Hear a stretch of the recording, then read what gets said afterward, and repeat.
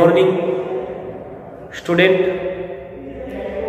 आज हम हमारे निशान में बीए पार्ट सेकंड के अगले मौजू और पर्चा दूसरा के एक और मौजू पर चर्चा करेंगे।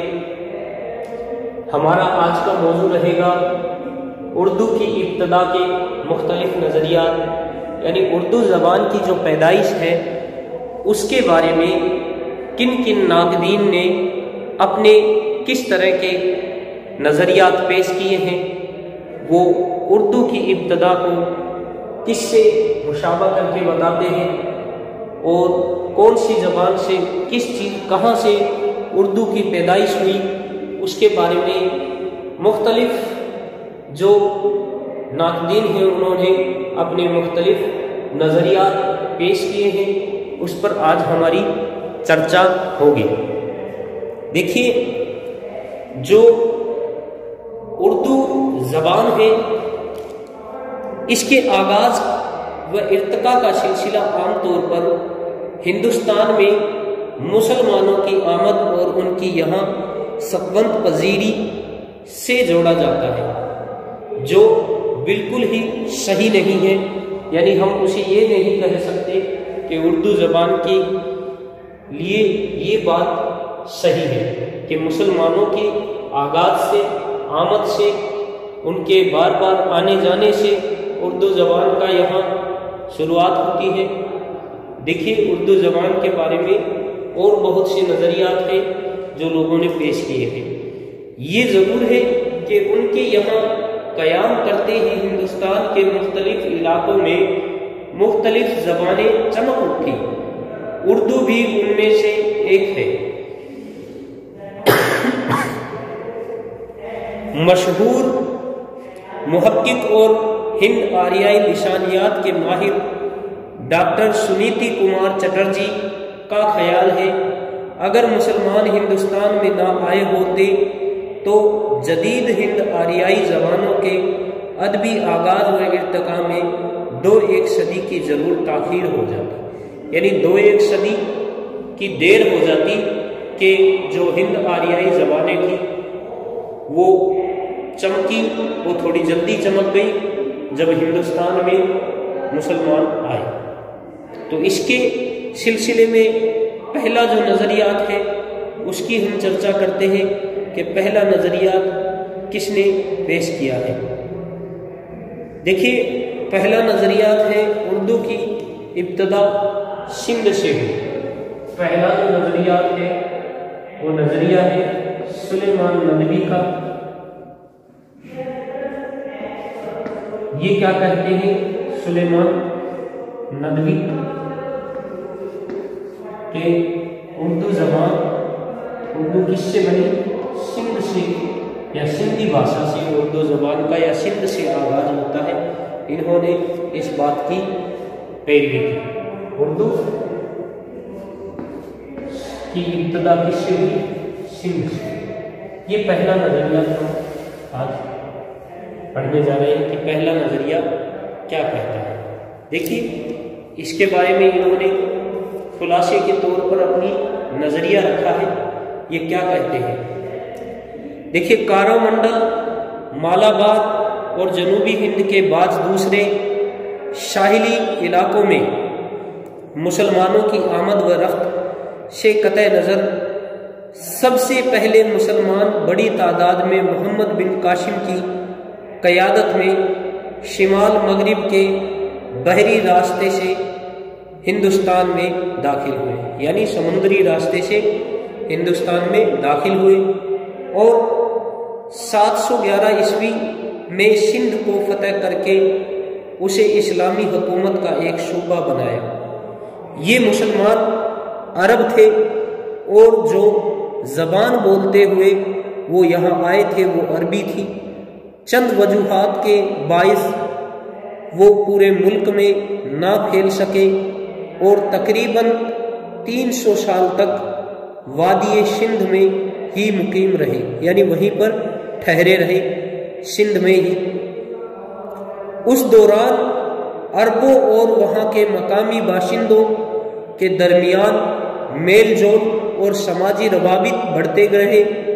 یہی وجہ ہے کہ سید سلیمان ندوی 1884 سے 1953 عیسوی اپنی تصنیف نقوش سلیمانی جو اعظم گڑھ 1939 عیسوی میں شائع ہوئی، اردو کے جائے پیدائش سندھ قرار دیتے ہیں۔ وہ لکھتے ہیں مسلمان سب سے پہلے سندھ میں پہنچے ہیں، اور اس لیے قرین قیاس یہی ہے کہ جس کو ہم آج اردو کہتے ہیں اس کا حولہ اسی وادی سندھ میں تیار ہوا ہوگا، یعنی ہوا ہوگا یا ہو گیا ہوگا۔ یعنی یہ اپنی قیاس لگاتے ہیں کہ 300 سال تک مسلمانوں کے یہاں رہنے سے جو اردو زبان اور وہاں کے مقامی باشندوں جو عربی تھے اور جو وہاں کے مقامی باشندے تھے، ان کے بیچ میں جو کمیونیکیشن ہوا، اس کی وجہ سے یہ زبان اردو جسے ہم آج کہتے ہیں تیار ہوئی ہوگی۔ لیکن اگر خالص علمی اور لسانیاتی نقطۂ نظر سے دیکھا جائے تو اس بیان میں ذرا بھی صداقت نہیں۔ اس میں کوئی شک نہیں کہ مسلمانوں نے سندھ کی تہذیب کے علاوہ وہاں کی زبان کو بھی متاثر کیا، لیکن وہ زبان اردو نہ تھی بلکہ اس زبان کی قدیم شکل تھی جو آج سندھی کہلاتی ہے۔ یہی وجہ ہے کہ سندھی زبان میں ہمیں عربی کے بے شمار الفاظ ملتے ہیں، بلکہ اس نے عربی کے رسم الخط کو بھی اختیار کر لیا۔ علمی اعتبار سے ہم بڑے شوق کے ساتھ کہہ سکتے ہیں کہ عربوں نے وادی سندھ میں قیام کے دوران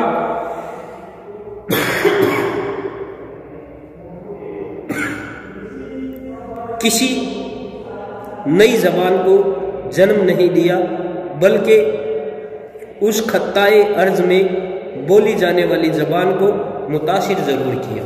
یہ تھا سندھ زبان والا جو نظریہ ہے سلیمان ندوی کا ہے، اس کے لیے ہم نے لکھا۔ اب ہم اگلا نظریہ دیکھیے، ہم نے جانا کہ اردو زبان کا سندھ سے پیدا ہونا سلیمان ندوی نے کس طرح سے بتایا کہ کیسے اردو زبان پیدا ہوئی ہوگی، اور یہ بھی جانا کہ یہ پوری طرح سے حقیقت نہیں ہے کہ سندھی زبان سے اردو زبان پیدا ہوئی ہوگی۔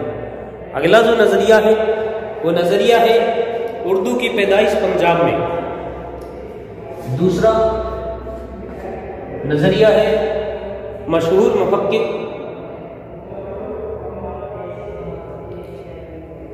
محمود شیرانی کا ہے۔ یہ محمود شیرانی کیا کہتے ہیں؟ یہ کہتے ہیں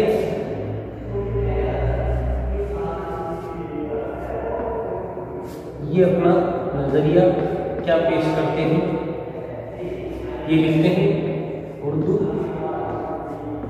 پنجاب، یعنی یہ بتاتے ہیں کہ پنجابی سے اردو بنی، یعنی ان کا اگلا نظریہ ہے، یہ جو نظریہ ہے وہ ہے سندھ میں اردو کی پیدائش پنجاب میں۔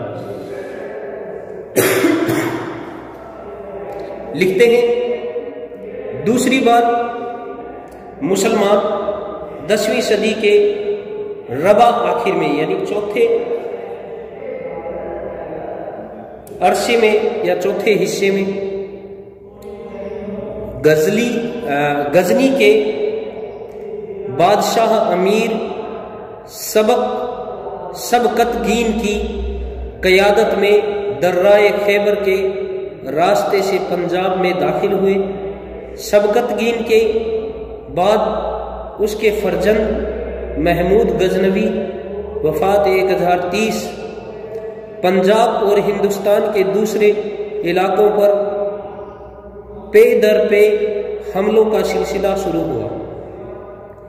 غزنوی سلطنت کے قیام کے بعد مسلمان دھیرے دھیرے سارے پنجاب میں پھیل گئے۔ یہ لوگ فارسی بولتے ہوئے آئے تھے۔ ان میں سے کچھ کی زبان ترکی تھی، کیونکہ سلطان محمود غزنوی خود ایک ترکی نسل کا بادشاہ تھا۔ پنجاب میں مسلمانوں نے تقریباً 200 سال تک قیام کیا۔ اس مدت میں ان کے اور اہل پنجاب کے درمیان مضبوط سماجی روابط قائم ہوئے ہوں گے۔ انہی روابط کی بنیاد پر حافظ محمود شیرانی 1880 عیسوی میں یہ نتیجہ اخذ کیا کہ وہ زبان جسے ہم اردو کہتے ہیں یہ زمین پنجاب میں پیدا ہوئی اردو ہے، اور وہیں سے ہجرت کر کے دہلی پہنچی۔ دیکھیے محمود شیرانی کا یہ جو نظریہ ہے، اس کو انہوں نے اپنی مشہور تصنیف پنجاب میں اردو، لاہور 1927 عیسوی میں بڑے مفصل اور مدلل انداز میں پیش کیا ہے۔ وہ لکھتے ہیں، اردو دہلی کی قدیم زبان نہیں، بلکہ وہ مسلمانوں کے ساتھ دہلی جاتی ہے، اور چونکہ مسلمان پنجاب سے ہجرت کر کے دہلی جاتے ہیں، اسی لیے ضروری ہے کہ وہ پنجاب سے کوئی زبان اپنے ساتھ ضرور لے کر گئے ہوں گے۔ محمود شیرانی نے اپنے اس بیان کے ثبوت میں بعض تاریخی دلائل پیش کرنے کے علاوہ پنجابی اور اردو بالخصوص قدیم دکنی اردو کی مشترک لسانی خصوصیات کا بھی ذکر کیا ہے۔ مثلا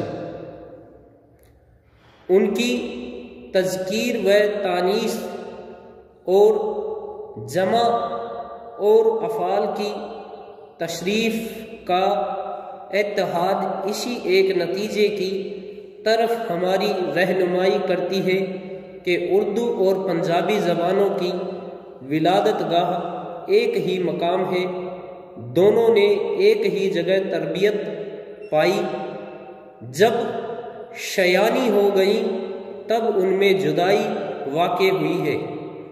اردو کے پنجابی بے مستق ہونے یا سرزمین پنجاب سے منسوب ہونے کا نظریہ کوئی نیا نظریہ نہیں ہے۔ اس سے پہلے شیر علی سرخوش اپنے تذکرے اعجاز سخن لاہور 1923 عیسوی میں اس قسم کے خیالات کا اظہار کر چکے ہیں۔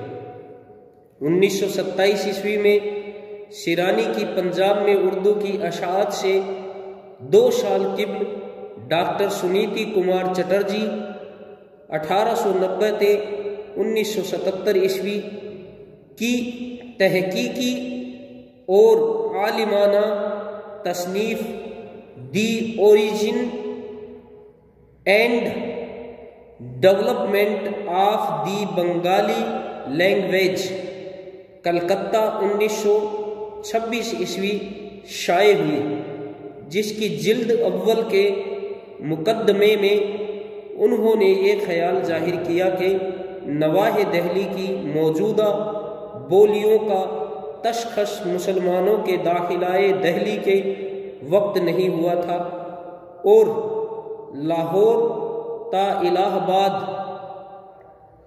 تقریباً ایک ہی قسم کی زبان رائج تھی۔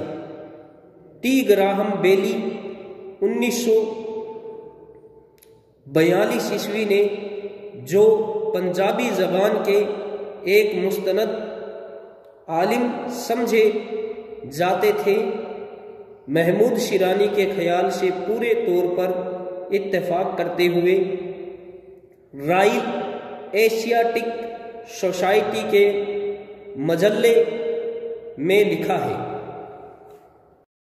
دیکھیے وہ کیا لکھتے ہیں، یعنی एशिया टी सोसाइटी के मजल्ले में टी ग्राहम बेली क्या लिखते हैं, हम चर्चा करते हैं आगे।